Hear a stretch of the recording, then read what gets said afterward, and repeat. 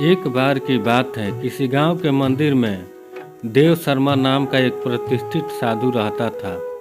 गांव में सभी लोग उनका सम्मान करते थे। उसे अपने भक्तों से दान में तरह तरह के वस्त्र, उपहार, खाद्य सामग्री और पैसे मिलते थे। उन वस्त्रों को बेचकर साधु ने काफी धन जमा कर लिया था।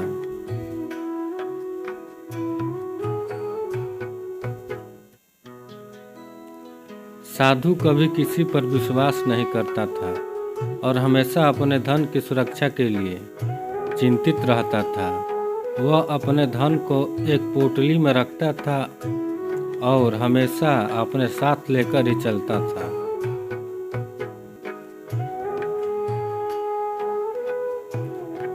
उसी गांव में एक ठग रहता था। बहुत दिनों से उसकी नज़र साधु के धन पर थी। ठग हमेशा साधु का पीछा किया करता था, लेकिन साधु उस गठरी को कभी अपनी से अलग नहीं होने देता था। आखिरकार उस ठग ने एक छात्र का वेश धारण किया और उस साधु के पास गया।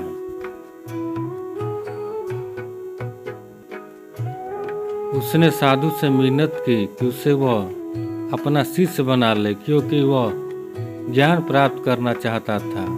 साधु तैयार हो गया और इस तरह से ठग साधु के साथ ही मंदिर में रहने लगा।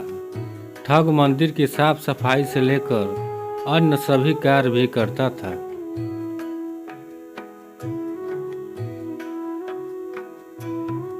और ठग ने साधु की खूब सेवा की और जल्द ही उसका विश्वास पात्र बन गया।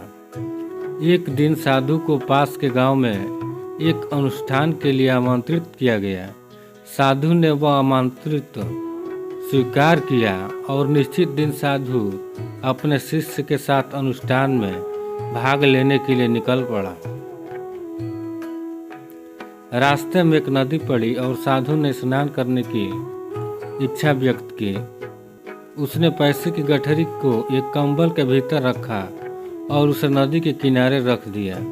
उसने ठग से सामान की रखवाली करने को कहा और खुद नहाने चला गया। ठग को तो कब से इसी पल का इंतजार था।